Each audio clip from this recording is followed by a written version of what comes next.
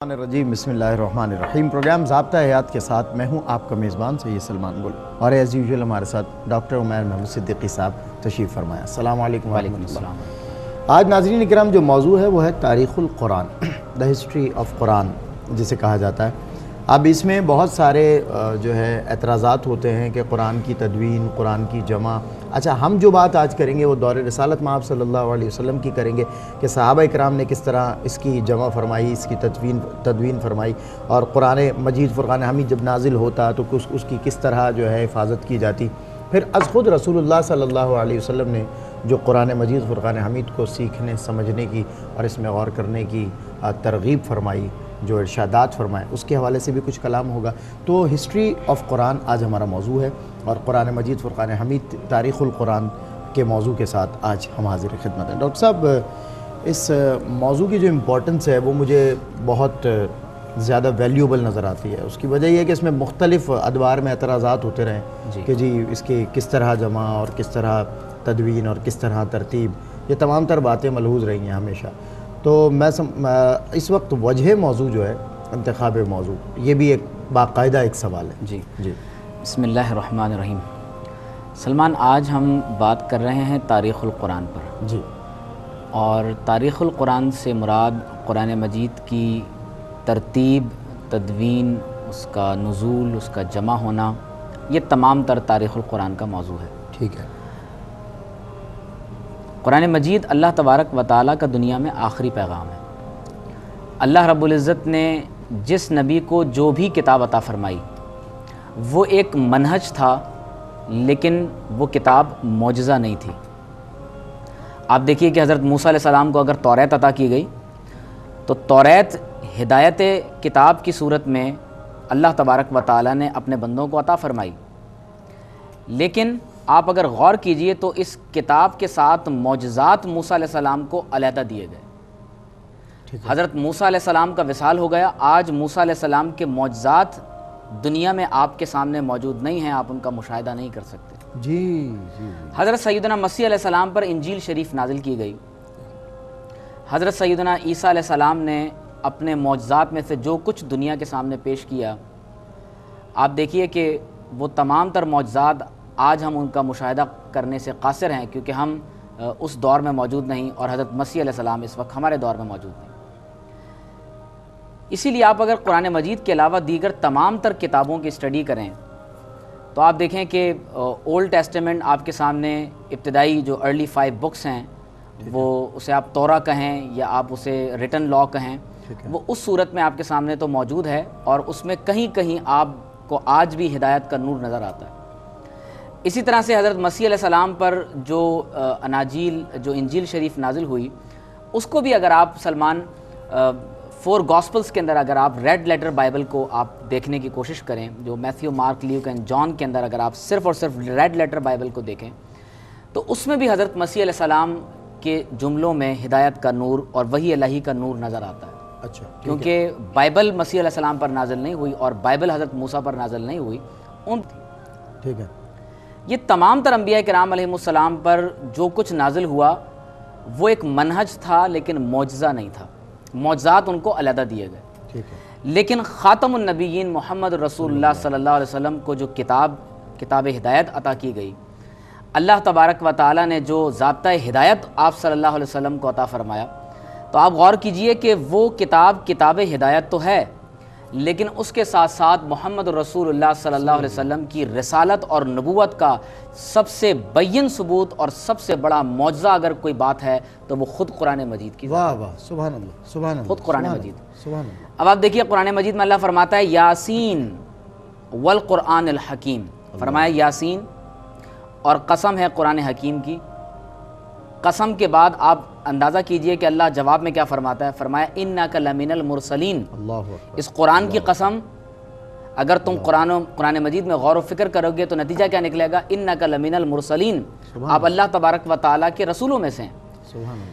लिहाजा कुरान मजीद क्योंकि एक अल्लाह रब्बुल इज़्ज़त की तरफ से अता किया जाने वाला इल्म वही है और दुनिया में अल्लाह तबारक व तआला का आखिरी पैगाम है, और मुसलमान जब गैर मुस्लिमों को इस्लाम की तरफ दावत देते हैं तो सबसे पहली चीज़ जो उनके सामने पेश की जाती है वो कुरान मजीद है। ٹھیک ہے. قرآن مجید کے حوالے سے بہت سے اعتراضات غیر مسلمین کی طرف سے کیے جاتے ہیں اور ہر دور میں وقتاً فوقتاً اس پر اعتراضات ہوتے رہے. اور اگر آپ عہد قریب میں بھی دیکھیے تو توضیح البیان فی اصول القرآن پادری برکت نے اس پر کتاب لکھی. اسی کے علاوہ عبداللہ عبدالفاضی نے اس پر حل القرآن معصوم لکھی، جس کا انگریزی میں ترجمہ از دا قرآن انفالبل کے نام سے ہوا. تو یہ بہت سے اعتراضات لوگ کرتے رہے ہیں کہ نعوذ باللہ من ذالک قرآن مجید نبی کریم صلی اللہ علیہ وسلم کی حیات طیبہ میں محفوظ ہی نہیں ہوا تھا. آپ صلی اللہ علیہ وسلم نے صحابہ کو جو یاد کرایا وہ چند ایک صحابہ کرام تھے. ظاہر ہے یہ اب مسلمان تو ہو نہیں سکتے اعتراض کرنے والے، غیر نہیں، اللہ تعالیٰ کسی کو ہدایت بھی عطا کرتا ہے. اللہ تعالیٰ نے بہت سے لوگوں کو ہدایت بھی عطا فرمائی. تو اسی طرح سے آپ دیکھیے کہ بعض لوگ یہ کہتے ہیں کہ آپ صلی اللہ علیہ وسلم کے دور میں صرف 2-4 حفاظ کے علاوہ کسی کو قرآن یاد ہی نہیں تھا، قرآن مجید کا بہت سا حصہ تلف ہو گیا. پھر اس کے علاوہ وہ اور بھی اس نوعیت کے اعتراضات کرتے ہیں جس کا مقصد یہ ہوتا ہے کہ قرآن مجید کی ترتیب و تدوین اور جمع کے حوالے سے اعتراضات اٹھائے جائیں اور اس کی کریڈیبلٹی کو، اس کی فاؤنڈیشنز کو ختم کیا جائے، مخمصے کا شکار کریں اور لوگوں کے دلوں میں شکوک و شبہات پیدا کریں. اور تعجب یعنی ہمیں یہ ان لوگوں کو اس بارے میں خود ہوتا ہے کہ آپ دیکھیے کہ آپ بدھزم کی جو ریلیجس بکس ہیں، اگر آپ تری پتاکا کو اٹھا کر دیکھیں، جسے 3 baskets آف لا کہتے ہیں، آپ اگر اولڈ ٹیسٹمنٹ اور نیو ٹیسٹمنٹ کو اٹھا کر دیکھیں جس کا مجموعہ بائبل ہے، آپ اس کے علاوہ زوراسٹر کی کتاب ایوسٹا کا مطالعہ کر کے دیکھیں، یہ تمام تر کتابیں، ان میں خاص بات یہ ہے کہ یہ اپنی جس صورت میں آج موجود ہیں، یہ تمام تر کتابیں اپنے نبی یا اپنے مذہب کے بانی کے دور میں اس فارم میں موجود نہیں تھیں. یہ پہلی بات، یعنی وہ ترمیم مستقل ایک ہوتی ہے، تحریف کا سلسلہ جاری رہا. نمبر 2 یہ کہ جو بانی مذہب ہے یا جس نبی کے دور میں جو کتاب نازل ہوئی اور آج اس کی طرف ایک دوسری جیسے بائبل کی نسبت حضرت مسیح علیہ السلام کی طرف کر دی گئی، تو سوال یہ ہے کہ کیا یہ کتاب اپنی اصل صورت میں اسی طرح سے مسیح کے دور میں بھی موجود تھی؟ تو اس کا جواب یقینی طور پر نہیں کی صورت میں. دوسری بات یہ کہ یہ تمام تر کتابیں جس فارم میں آپ کو آج نظر آتی ہیں، یہ ان کے وصال یا آسمان پر اٹھائے جانے کے بعد ترتیب دی گئی. جی.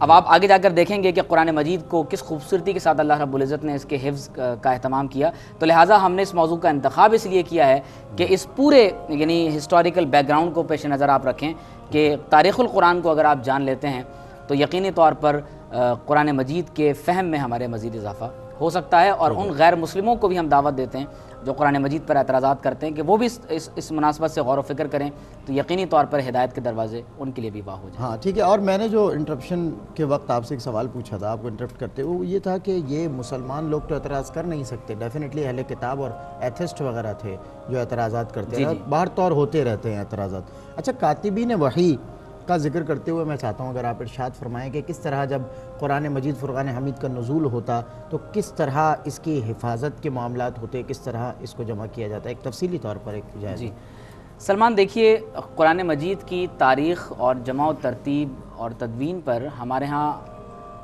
علوم القرآن کے ائمہ اور علماء نے بہت کچھ لکھا ہے. خاص طور پر اگر آپ امام زرکشی کی کتاب البرہان فی علوم القرآن کا مطالعہ کیجئے، آپ الاتقان فی علوم القرآن جلال الدین سیوطی کی کتاب کا مطالعہ کیجئے، شیخ طاہر کردی نے تاریخ القرآن کے نام سے پوری ایک کتاب عربی زبان میں اسی موضوع پر انہوں نے قلم بند کی، اور اس پر بہت حضرت پیر سید مہر علی شاہ صاحب رحمۃ اللہ علیہ کے ایک معاصر عالم ہیں، حضرت مفتی عبداللطیف رحمانی رحمۃ اللہ تعالیٰ علیہ، بہت بڑے عالم دین تھے.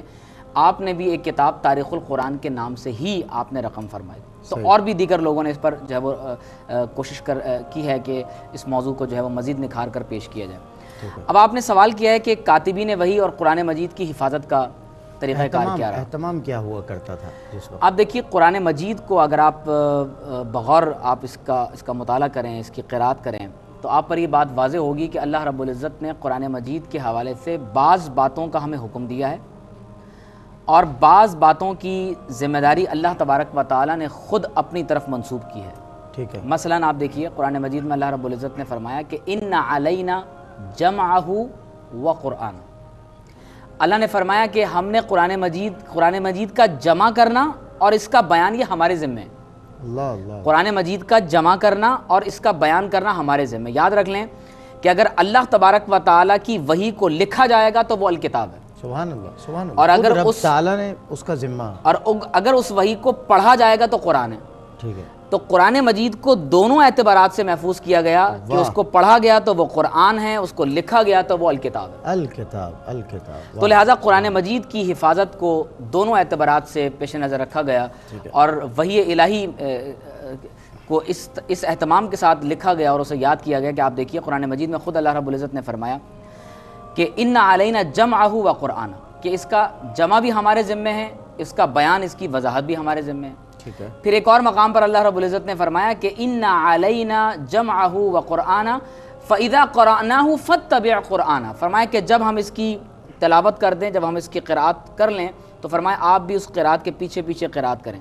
یہ لرننگ پروسیس میں ایک بہت اہم ترین نقطہ ہے کہ اگر آپ بھی اپنے بچے کو قرآن مجید سکھانا چاہتے ہیں تو اس کا جو بیسٹ وے ہوگا، جو بیسٹ میتھڈ ہوگا وہ یہ ہوگا کہ آپ قرآن مجید کی تلاوت کریں اور آپ کا بچہ آپ کو سن کر آپ کے پیچھے پیچھے اس کی تلاوت کرتا رہے۔ سبحان اللہ۔ فرمایا ثم ان علینا بیان، فالو کرتے ہیں بچے، بالکل فالو کرتے ہیں۔ فرمایا ثم ان علینا بیان، فرمایا پھر اس کا بیان بھی ہمارے ذمہ۔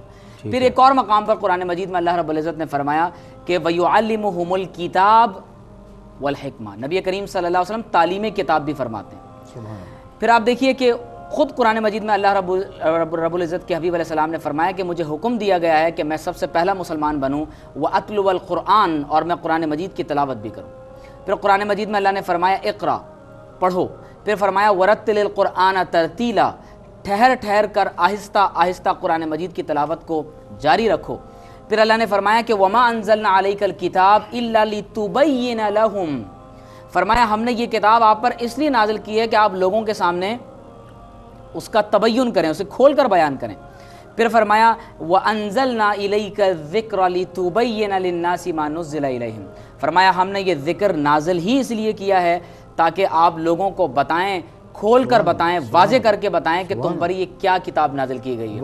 اور پھر جب قرآن مجید میں اللہ رب العزت نے فرمایا کہ اِنَّا نَحْنُ نَزَّلْنَا الذِّكْرَ وَإِنَّا لَهُ لَحَافِظُونَ، کہ ہم نے ہی اس قرآن مجید کو نازل کیا ہے اور ہم ہی اس کی حفاظت کرنے والے ہیں۔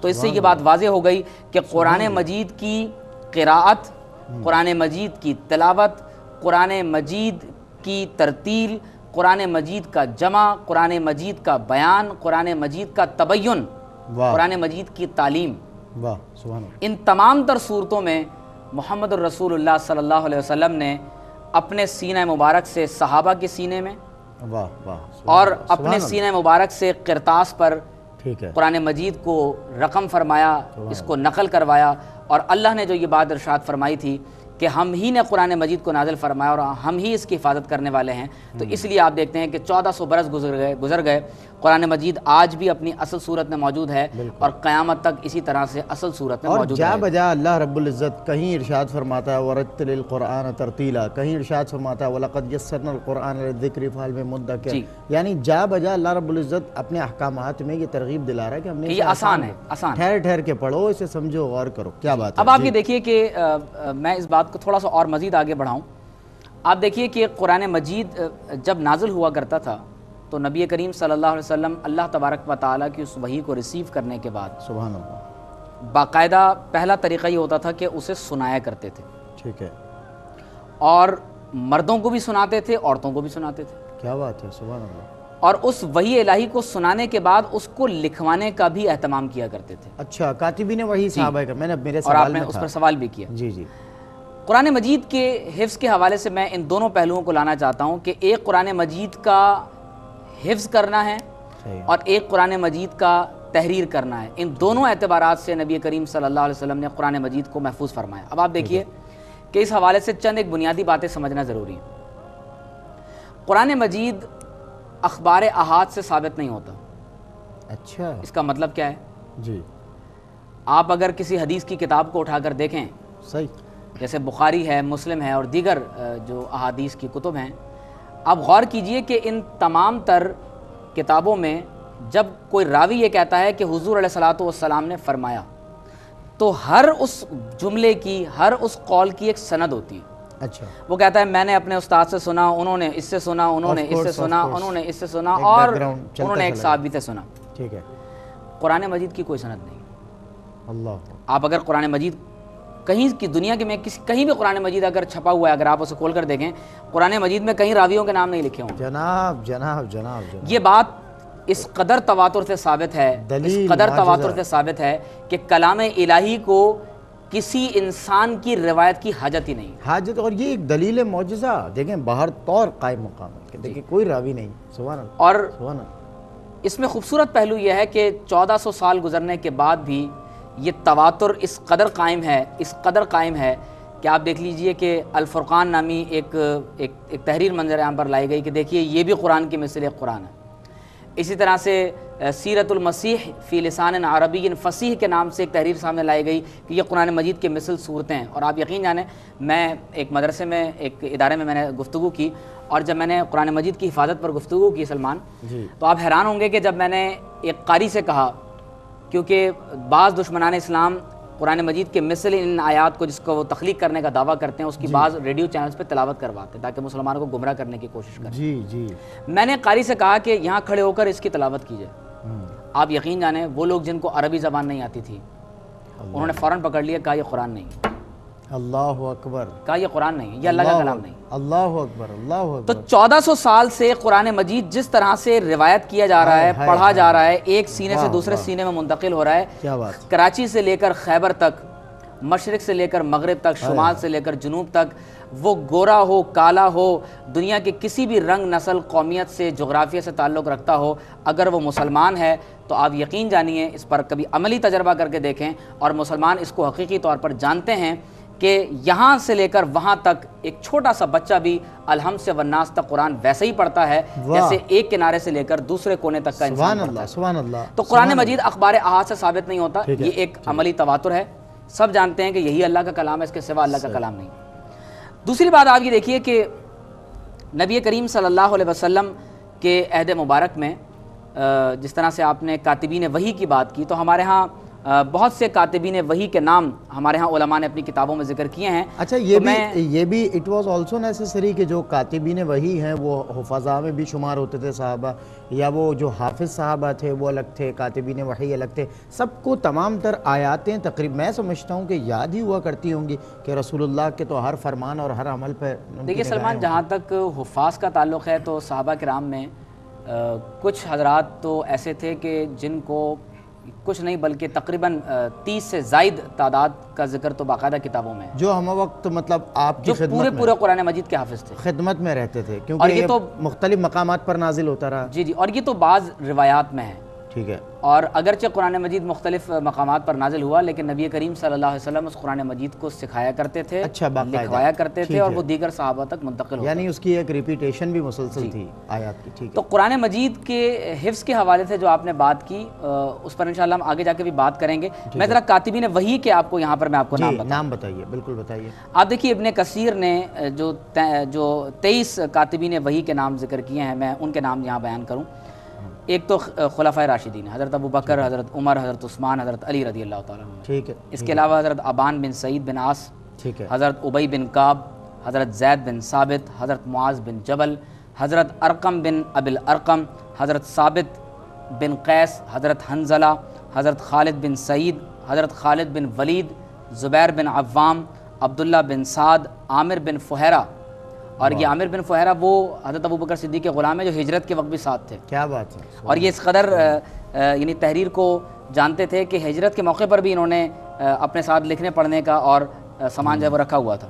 حضرت عبداللہ بن ارقم، حضرت عبداللہ بن زید، حضرت علا بن حضرمی، محمد بن مسلمہ، حضرت معاویہ بن ابی سفیان اور مغیرہ بن شعبہ رضی اللہ تعالی عنہم اجمعین. تو یہ وہ تمام تر شخصیات ہیں جو باقاعدہ کاتبین وحی کے طور پر نبی کریم صلی اللہ علیہ وسلم کی بارگاہ میں رہتے تھے، اور جیسے ہی قرآن مجید نازل ہوتا تو آپ صلی اللہ علیہ وسلم قرآن مجید ان صحابہ کرام رضوان اللہ علیہم اجمعین کو لکھوا دیا کرتے تھے. کیا بات. ماشاءاللہ. ڈاکٹر صاحب میں یہاں پر ذرا ایک بریک لینا چاہتا ہوں. جو صحابہ کرام کے نام آپ نے ارشاد فرمایا، اور بہترین جو بات مجھے لگی اس تمام تر گفتگو میں، یقیناً ہر بات اپنے اعتبار سے خوبصورت ہے، اپنی نوعیت کے اعتبار سے، لیکن جو بہترین اور منفرد بات کہ اتنا خوبصورت واقعہ آپ نے بیان فرمایا کہ وہ لوگ جو عربی نہیں جانتے تھے وہ بھی ان آیات کو سن کے جو کہ مسلمانوں کے خلاف اور قرآن مجید کے خلاف سازش کرنے کے غرض سے تیار کی گئیں کہ یہ قرآن کے مثل نعوذ باللہ آیات ہیں، مگر وہ لوگ جو عربی نہیں جانتے تھے وہ بھی ان آیات کو سننے کے بعد یہ کہہ اٹھے پکار اٹھے کہ یہ قرآن مجید نہیں ہے،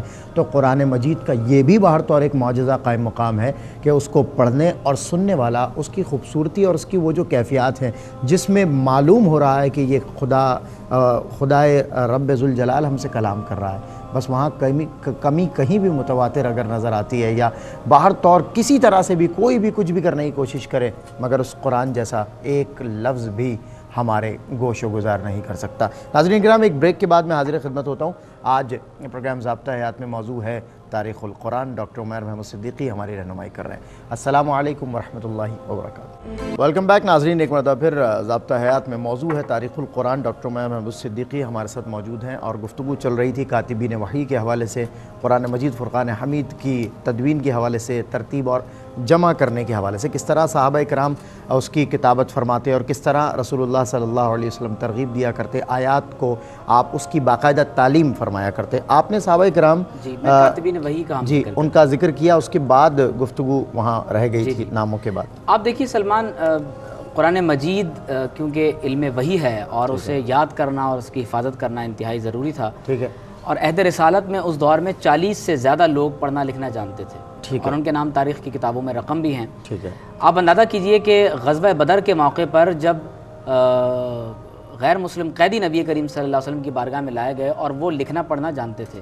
تو آپ صلی اللہ علیہ وسلم نے ہر قیدی پر یہ فدیہ عائد کیا کہ وہ 10 مسلمان نوجوانوں لڑکوں کو پڑھنا اور لکھنا سکھائے گا۔ اچھا، تو اس کے بعد آپ اندازہ کیجئے کہ کتنے لوگوں نے لکھنا سیکھا۔ یہ بھی ایک جہت ترغیب تھی نا، ٹھیک ہے، اس سے آگے اسپریڈنگ۔ ٹھیک ہے، اب آپ دیکھیے کہ عربوں میں کاغذ کا رواج اگرچہ بنو عباس کے دور میں کہا جاتا ہے، اور بعض کہتے ہیں کہ بنو امیہ کے دور میں ہوا، لیکن اس کا یہ مطلب نہیں ہے کہ اس زمانے میں کاغذ کے علاوہ عرب کسی اور چیز پر لکھا نہیں کرتے تھے۔ آپ دیکھیے صلح حدیبیہ لکھا گیا، ٹھیک ہے، سبع معلقہ جو 7 جو کلام تھے جو باقاعدہ وہاں خانہ کعبہ میں لٹکائے گئے، تو آپ دیکھیے کہ وہ بھی باقاعدہ لکھے جاتے تھے۔ اسی طرح سے نبی کریم صلی اللہ علیہ وسلم نے جو خطوط اپنے روانہ فرمائے، تو جس پر ہم نے پہلے بھی پروگرامز کیے ہیں کہ آپ صلی اللہ علیہ وسلم کی جب سفارتکاری کو آپ دیکھتے ہیں تو کس قدر خطوط آپ کو عہد خلافت راشدہ میں اور حضور علیہ السلام کے دور مبارک میں نظر آتے ہیں۔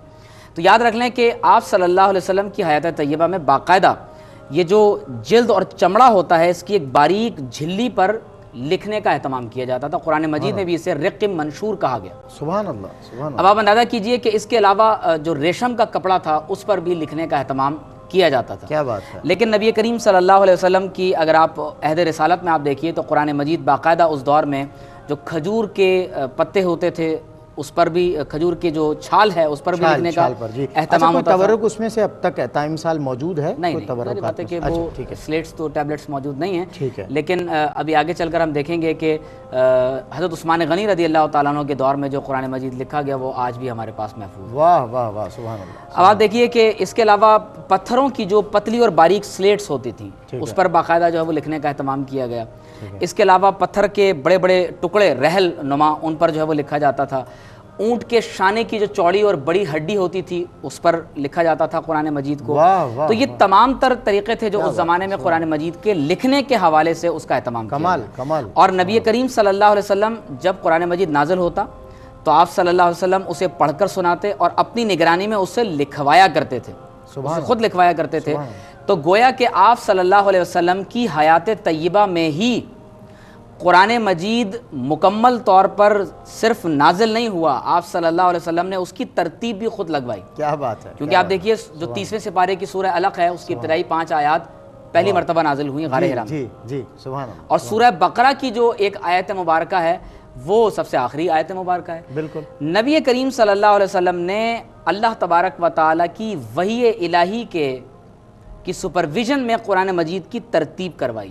سبحان اللہ، یہ آپ الحمتا والناس قرآن مجید جو دیکھتے ہیں یہ کسی خلیفہ کی ترتیب نہیں ہے، یہ محمد رسول اللہ صلی اللہ علیہ وسلم نے قرآن مجید خود ترتیب دلوائی۔ اور سیدھی اور سادی بات ہے، وما ينطق عن الهوى ان هو الا وحی یوحی۔ بالکل ایسے جو ارشاد فرمایا، بہت خوبصورت آیت مبارکہ تلاوت کی۔ اب آپ دیکھیے کہ سلمان، نبی کریم صلی اللہ علیہ وسلم نے خود اس کی ترتیب کروائی، سبحان اللہ۔ اور آپ صلی اللہ علیہ وسلم کا جب وصال ہوا تو اس وقت کئی صحابہ کرام رضوان اللہ علیہ مجمعین ایسے موجود تھے جن کے پاس اپنے اپنے قرآن مجید کے نسخہ جات موجود تھے۔ واہ ماشاءاللہ، الحمد سے لے کر والناس تک بالترتیب۔ بعض کے پاس پورا تھا، اچھا بعض کے پاس اس کے کچھ حصے اور ٹکڑے تھے. میں اس کی ایک مثال دوں, ٹھیک ہے, جیسے کہ, اور آپ اس مثال کو فوری طور پر آپ سمجھ بھی جائیں گے. جب امیر المومنین حضرت عمر فاروق رضی اللہ تعالیٰ عنہ مسلمان نہیں ہوئے تھے, ٹھیک ہے, مکہ مکرمہ کا دور ہے اور مسلمان انتہائی کرب اور پریشانی کے عالم سے گزر رہے ہیں, ٹھیک ہے, نبی کریم صلی اللہ علیہ وسلم نے جب دعوت دینا شروع کی تو ابتدائی دور میں صرف 40 کے قریب لگ بھگ لوگ مسلمان ہوئے تھے. تو حضرت عمر رضی اللہ تعالیٰ عنہ جو اس وقت تک مسلمان نہیں تھے, ایک روز تلوار نکالی اور کہا کہ آج نعوذ باللہ من ذالک حضور علیہ السلام کو شہید کر دوں گا. جب حضور علیہ السلام کی تلاش میں گھر سے روانہ ہوئے تو ایک صحابی راستے میں ملے اور کہا کہ جاؤ ذرا اپنے گھر کی خبر لو. گھر کی خبر تو لو جا کر. اللہ اللہ. ان کی ہمشیرہ کا نام فاطمہ تھا. جی سبحان اللہ. دروازے پر جب دستک دینے لگے تو اندر سے قرآن مجید کے پڑھنے کی آواز آنے لگی. اللہ اکبر, اللہ اکبر. دروازے پر دستک دی, اندر داخل ہوئے. بہن اور بہنوئی, ان کے بہنوئی بھی عشرہ مبشرہ میں سے, بہنوئی کی بھی پٹائی کی. سبحان اللہ. اور جب مار مار کر اپنی بہن کو لہو لہان ہو گئے تو بالآخر تھک کر پوچھا کہ جب دیکھنے لگے کہ ایک عورت, عمر جیسا پہلوان جس کے آگے بڑے بڑے لوگ نہ ٹھہر سکیں, ایک عورت ہو کر آخر کس بات نے اس کے اندر جذبہ پیدا کر دیا کہ یہ میرے آگے کھڑی ہوئی ہے. کہا کہ وہ جو تم پڑھ رہی تھی ذرا مجھے بھی تو پڑھاؤ, سناؤ, ذرا مجھے بھی تو سناؤ. اب یاد رکھیں کہ حضرت عمر ان لوگوں میں سے ہیں جو چھپ چھپ کر رات کی تنہائیوں میں, جب محمد الرسول اللہ صلی اللہ علیہ وسلم بیت اللہ میں رات کی تنہائی میں قرآن مجید کی تلاوت کرتے تھے تو بیت اللہ کے پردے میں لپٹ لپٹ کر دن بھر مخالفت کرتے تھے, رات کی تنہائی میں تلاوت سنا کرتے. دل کے پنوں پر سوز قرآن جو جاری ہوا نا, پھر وہ رقت رہی تمام عمر. تو حضرت عمر کیونکہ قرآن مجید کو سننے کے عادی تھے, تو بہن سے کہا کہ ذرا مجھے وہ, اب آپ یہاں جو قابل توجہ بات ہے, جی جی, بہن کے پاس قرآن مجید کی جس صورت کی وہ تلاوت کر رہی تھیں وہ لکھی ہوئی موجود تھی. واہ سبحان اللہ. اب آپ اندازہ کیجئے مکہ مکرمہ, واہ واہ, اور اس دور میں لوگوں کا اسلام کو قبول کرنا مشکل ہے اور آپ صلی اللہ علیہ وسلم تحریر کا اہتمام کروا رہے ہیں, اور نئے مسلمان ہونے والوں کے پاس وہ نسخے موجود ہیں, وہ مصاحف موجود ہیں. اللہ اکبر. جتنی آیات جس کے پاس میسر ہیں اور وہ ان آیات کی تلاوت. اور انہوں نے جب حضرت عمر رضی اللہ تعالیٰ عنہ کو وہ پیش کرنا چاہا تو فرمایا کہ آپ غسل کیجئے, اس کے بعد قرآن مجید کو ہاتھ لگائیے. وَلَا يَمَسُّهُ إِلَّا الْمُطَهَّرُونَ, سورہ واقعہ کو کوٹ کیا انہوں نے بغیر غسل. تو اس کا مطلب یہ ہوا کہ اس سے یہ بات بھی معلوم ہوئی کہ بغیر وضو کے, بغیر پاکیزگی کے کسی شخص کو قرآن مجید کو ہاتھ نہیں لگانا چاہیے.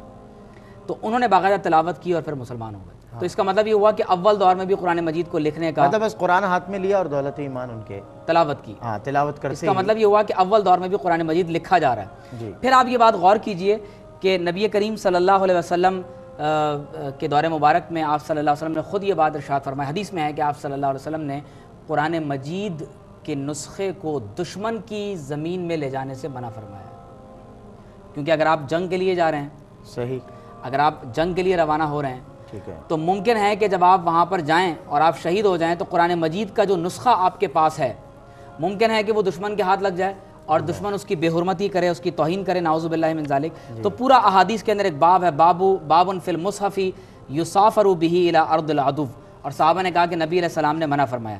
ایک بہت قابل توجہ بات میں کہنا چاہتا ہوں, نبی کریم صلی اللہ علیہ وسلم کے دور مبارک میں قرآن مجید پر مصحف کا اطلاق ہوتا تھا.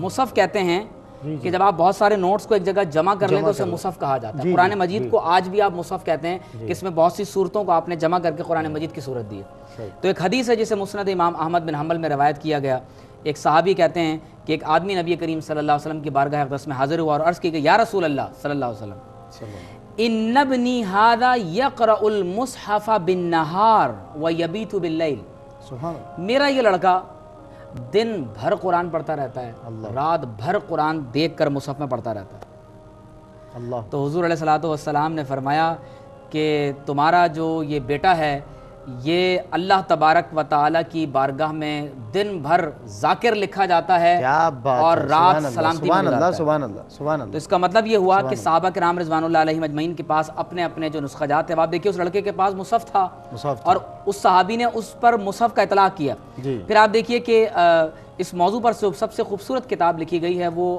امام ابو بکر باقلانی کی ہے, الانتصار للقرآن. ٹھیک ہے, ٹھیک ہے. تو اس میں انہوں نے باقاعدہ, اور اسی طرح سے اگر آپ امام ابو داؤد کی کتاب المصاحف دیکھیں تو اس میں صحابہ کے مصاحف کا ذکر ملتا ہے. عبداللہ بن مسعود کے پاس ایک نسخہ تھا, ٹھیک ہے. حضرت ابو موسیٰ اشعری رضی اللہ تعالیٰ عنہ کے پاس اپنا نسخہ تھا. حضرت ام المومنین عائشہ صدیقہ رضی اللہ تعالیٰ عنہا کے پاس ایک نسخہ تھا. اور ام المومنین حضرت عائشہ صدیقہ رضی اللہ تعالی عنہا کے پاس جو قرآن مجید کا نسخہ تھا وہ آپ صلی اللہ علیہ وسلم سے کبھی کبھی پوچھ کر کسی لفظ کی وضاحت بھی وہاں لکھ لیا کرتی تھیں. اور جو لوگ لکھنا پڑھنا جانتے تھے زمانہ عرب میں ان میں سے ایک ام المومنین حضرت عائشہ صدیقہ رضی اللہ تعالی عنہ کی بھی ذات اقدس ہے. ایک اور حافظہ کا ذکر ملتا ہے جو قرآن مجید کی جمع اور تحریر کے حوالے سے جن کا کردار ہے، وہ حضرت ام ورقہ رضی اللہ تعالیٰ عنہ ہیں. ٹھیک ہے. اور یہ اس دور میں نماز بھی پڑھایا کرتی تھیں. ٹھیک ہے. اور ام ورقہ رضی اللہ تعالیٰ عنہ کے پاس نبی کریم صلی اللہ علیہ وسلم تشریف لے جاتے تھے اور صحابہ سے کہتے تھے کہ آؤ ذرا ہم شہیدہ سے ملاقات کر کے آئیں. اللہ اکبر. ان کو بشارت دی تھی کہ تم شہید ہو جاؤ گے. تو سلمان یہ تمام تر باتیں جو میں نے آپ کے سامنے قرآن مجید کے، یعنی آپ نے جو کتابت کا جو آپ نے سوال کیا تھا جی کہ قرآن مجید کو لکھا گیا، اور میں ڈاکٹر حمید اللہ کے ایک واقعے پر اس آپ کے جواب کو میں مکمل کر رہا ہوں. ڈاکٹر محمد حمید اللہ فرماتے ہیں کہ جرمنی کے کرسچن پادریوں نے یہ ارادہ کیا کہ بائبل جو حضرت مسیح علیہ السلام پر انجیل نازل ہوئی وہ آرامی زبان میں تھی، اور بائبل جو ہمارے پاس قدیم ترین زبان میں موجود ہے وہ یونانی زبان میں ہے. ٹھیک ہے. اور وہ بھی کسی ایک ورژن میں نہیں ہے، اس کے بھی بہت سارے ورژنس ملتے ہیں. تو انہوں نے یونان کے تمام مکتبوں سے، دنیا کے تمام لائبریریز سے یونانی زبان کے نسخوں کو جمع کرنا شروع کیا. ٹھیک ہے. اور جب ان تمام نسخوں کو جمع کیا گیا اور ان کو ٹیلی کیا گیا تو اس نتیجے پر پہنچے کہ 2 لاکھ اختلافی روایات بائبل کے اندر موجود ہیں. اللہ اکبر. یہ قدیم ترین نسخے کی بات ہو رہی ہے. اللہ اکبر. اللہ اکبر. ڈاکٹر حمید اللہ فرماتے ہیں کہ اس کے بعد انہوں نے کہا کہ چلو ذرا قرآن مجید کا بھی ٹیسٹ لیں، ذرا اس کا بھی امتحان لیں. انہوں نے دنیا کی تمام لائبریریز سے قرآن مجید کے جدید اور قدیم نسخے جمع کرنا شروع کر دیے. ٹھیک ہے. 3 نسلوں تک سلمان اس پر کام ہوا ہے. 3 نسلوں تک کام ہوا ہے. اللہ. اور ڈاکٹر حمید اللہ فرماتے ہیں کہ میں جب پیرس میں تھا تو اس کا تیسرا ڈائریکٹر جس کا نام غالباً پرتیسل تھا، فرماتے ہیں وہ مجھ سے ملا بھی، اور وہ پیرس کی لائبریری میں کام کر رہا تھا، اور اس نے مجھے بتایا کہ اس وقت 42,000 نسخہ جات قرآن مجید کے انہوں نے جمع کر لیے. 42,000. جی. 42,000. اور ڈاکٹر حمید اللہ فرماتے ہیں کہ میونخ کی یونیورسٹی میں باقاعدہ یہ ادارہ قائم کیا گیا جہاں قرآن مجید پر ریسرچ کی جائے. فرماتے ہیں کہ جنگ عظیم دوم میں جی ایک بام آ کر لگا اور وہ ادارہ تباہ ہو گیا، لیکن اس کی تباہی سے پہلے اس کی ایک ابتدائی رپورٹ شائع ہوئی تھی. جی. اور آپ غور کیجئے کہ بائبل کے نسخے جمع کیے گئے، 2 لاکھ اختلافی روایات موجود ہیں. ٹھیک ہے. ڈاکٹر حمید اللہ کہتے ہیں کہ جب کرسچن مشنریز نے جو قرآن مجید کے دنیا کے ہزارہا قدیم نسخہ جات کو باہم جمع کر کے اس کا تقابل کیا تو وہ اس نتیجے پر پہنچے کہ ان 13 صدیوں میں قرآن مجید میں کوئی ایک اختلافی روایت بھی موجود ہے. کیا بات ہے. قرآن مجید ان 1300 سالوں میں غیر بھی مان گئے. شرق تا غرب دنیا کے جس کسی کونے میں قرآن مجید پڑھا جاتا ہے، پڑھایا جاتا ہے، وہ اسی طرح سے پڑھا جاتا ہے اور پڑھایا جاتا ہے جس طرح سے آج ہمارے سامنے ہے. دیکھیے سلمان، ڈاکٹر حمید اللہ نے جو یہ واقعہ بیان کیا وہ اس کے خود، یعنی اس پروفیسر سے ان کی ملاقات ہوئی. اب آپ اندازہ کیجئے کہ دشمنان اسلام اس بات کا اعتراف کر رہے ہیں کہ قرآن مجید ایک روایت کا اختلاف موجود نہیں. یعنی ایسا نہیں ہے کہ قرآن مجید کے پاکستانی نسخے کے اندر آیات جو ہیں وہ یعنی اس میں کچھ اور لکھا ہوا اور عرب کا جو قرآن مجید ہے اس میں کچھ اور لکھا ہوا. عرب پڑھے، عجم پڑھے، ویسٹرن پڑھیں، ایسٹرن پڑھیں، کوئی بھی پڑھیں، سب کا قرآن ایک. پھر آپ دیکھیے کہ یو کے کی لائبریری سے حال ہی میں یو کے کی لائبریری سے قرآن مجید کے کچھ فریگمنٹس جو ہے وہ پائے گئے.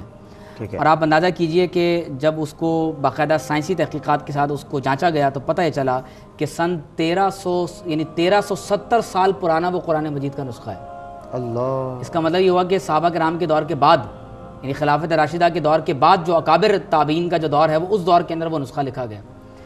اسی طرح سے اگر آپ سیدنا عثمان غنی رضی اللہ تعالیٰ عنہ کے دور کے قرآن مجید کے نسخے کو دیکھیں تو وہ تاشقند کے اندر آج بھی اس کا مصحف موجود ہے. اللہ. اور استنبول کا جو توپ کاپی میوزیم ہے وہاں بھی اس کا ایک نسخہ موجود ہے. حضرت عثمان غنی رضی اللہ تعالیٰ عنہ نے جو قرآن مجید کی باقاعدہ جو کاپیز بنوانے کے بعد آپ نے جو اسے تقسیم کیا تھا، تو اب آپ اندازہ کیجئے سلمان کہ قرآن مجید کو اللہ تبارک و تعالیٰ نے کس انداز سے، یعنی نبی کریم صلی اللہ علیہ وسلم کے ذریعے سے اللہ رب العزت نے محفوظ و مامون فرمایا. سبحان اللہ. اب آپ یہ دیکھیے کہ ایک بات بس میں آخر میں پروگرام کے یہ بتاتا چلوں جی کہ ہم اس پر ہم انشاءاللہ نیکسٹ ایپیسوڈ ہم بات بھی کریں گے مزید. ٹھیک ہے. بعض لوگ یہ کہتے ہیں کہ بعض روایات میں اس کا ذکر ملتا ہے کہ عبداللہ بن مسعود سورہ فلق اور ناس کو قرآن مجید کا حصہ نہیں مانتے تھے، تو یہ بات درست نہیں ہے. ٹھیک ہے. ایسی تمام روایات جو قرآن مجید کی صحت سے متعلق کچھ شک اور شبہ پیدا کرتی ہیں، وہ تمام کی تمام روایات موضوع ہیں، من گھڑت ہیں، اور ان کا حقیقت سے کوئی تعلق نہیں ہے۔ یہ تمام تر جو اصول فقہ کے علماء ہیں ان کا فیصلہ ہے، اور پوری امت کا اس بات پر اتفاق ہے۔ آپ اگر مسلمان ہیں، اس میں اختلاف رائے مسلمانوں کی جانب سے ہے؟ نہیں، مسلمانوں میں کوئی اختلاف نہیں ہے۔ آپ یہ دیکھیے کہ وہ تمام تر روایات جس کے اندر اس نوعیت کی بات ہے کہ اس میں کوئی اختلافی نوعیت کی بات ذکر ہے، وہ تمام موضوع اور من گھڑت روایات ہیں، ہم انہیں قبول نہیں کرتے۔ مسلمان، اگر آپ مسلمان ہیں، کسی بھی مکتبہ فکر سے تعلق رکھتے ہیں، تمام کے تمام مسلمان اسی قرآن مجید کو مانتے ہیں جو آپ کے سامنے موجود ہیں، اور یہی قرآن مجید ہے، اور اللہ کا شکر اور اس کا فضل اور احسان ہے کہ قرآن مجید کی اس حفاظت کی وجہ سے مسلمان کس قدر ہی آگے پیچھے کیوں نہ ہو جائیں، لیکن قرآن مجید موجود ہے، مسلمان کبھی مجموعی طور پر گمراہ نہیں ہوں۔ کیا بات ہے۔ اچھا ڈاکٹر صاحب، بس ودن اے منٹ میں ایک میسج چاہتا ہوں۔ ہمیں اللہ کا فضل ہے کہ ینگسٹرز جو ہیں، یوتھ جو ہے فالو کر رہی ہے، اسپیشلی ٹو دی یوتھ، ایک میسج دیجیے۔ دیکھیے، الجیریا کو جب فرانس نے کالونائز کیا، ہے، تو 100 سال کے قریب انہوں نے محنت کی، مسلمانوں کی تہذیب کو بدلا، ان کے لباس کو بدلا، ان کی ثقافت کو تبدیل کیا، ان کی سوچ اور فکر کے زاویوں کو بدلا۔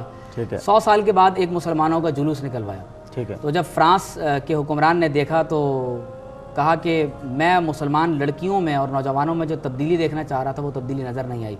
پوچھا تحقیقات کرو، وجہ کیا ہے، رکاوٹ کیا ہے؟ تو نتیجہ یہ نکلا کہ مسلمانوں کے پاس قرآن مجید موجود ہے۔ اللہ، تو جب تک ان کے پاس قرآن مجید رہے گا، دشمنان اسلام کتنی ہی کوشش کیوں نہ کر لیں، یہ مسلمانوں کے اندر سے روح محمدی کو نہیں نکال سکتا۔ اللہ اکبر۔ Thank you so much doctor صاحب، آج بھی آپ نے جو ہے ہماری رہنمائی کی، اور بات یہ ہے کہ اس پہ انشاءاللہ مزید بات ہوگی۔ ایک اور ایپیسوڈ ہم ضابطۂ حیات میں تاریخ القرآن کے نام سے نیکسٹ ایپیسوڈ میں حاضر ہو رہے ہیں، اور جس طرح ڈاکٹر صاحب نے بھی فرمایا کہ مزید گفتگو ہوگی، مجھے آج اس تمام تر گفتگو میں اونٹ کے شانے کی ہڈی پر قرآن مجید لکھا جاتا رہا۔ قرآن مجید فرقان حمید کھجور کے چھال، وہ درخت کے جو چھال ہیں ان پر لکھا جاتا رہا۔ بار طور اسے کس انداز سے اس وقت جو فیسلٹیز ملی ان لوگوں نے لکھا۔ ہمارے صحابہ اکرام کی، ہمارے اسلاف کی ریاضتیں، محنتیں، اخلاص، محبت اس میں شامل تھا۔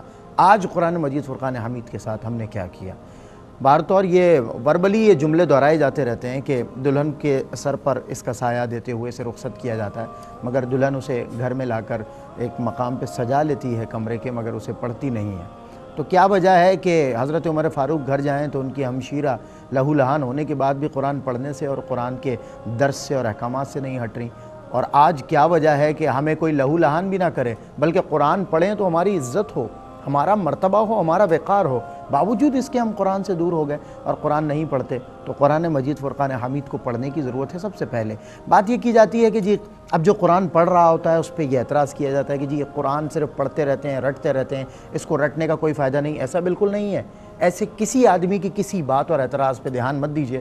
قرآن مجید فرقان حمید جب آپ پڑھتے ہیں تو اس کے ایک ایک حرف کے بدلے آپ کو بار طور نیکی ملتی ہے، اور جو قرآن پڑھتا ہے تو قرآن چونکہ معجزہ ہے، اپنی اصل حالت میں موجود ہے، رب تعالیٰ آپ سے کلام کر رہا ہوتا ہے، تو بس جب آپ قرآن پڑھیں گے تو انشاءاللہ آپ کے دل پر اس کے اثرات مرتب ہوں گے۔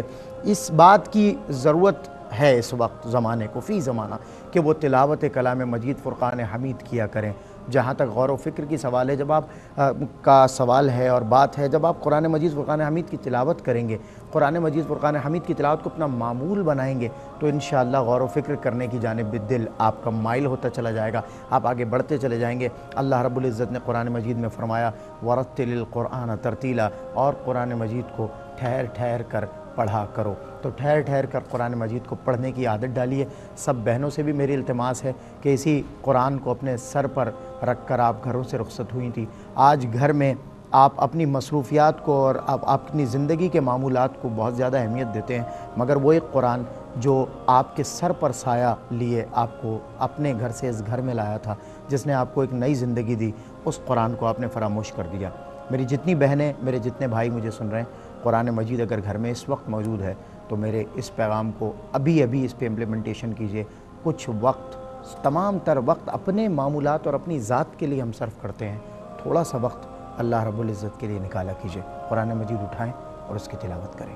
پروگرام ضابطہ حیات میں تاریخ القرآن کے موضوع کے نیکسٹ ایپیسوڈ کے ساتھ میں نیکسٹ ٹیوزڈے حاضر ہوتا ہوں ڈاکٹر عمیر محمود صدیقی کے ہمراہ۔ تب تک کے لیے مجھے اجازت دیجیے، وقت میرا ختم ہوا۔ السلام علیکم ورحمۃ اللہ وبرکاتہ۔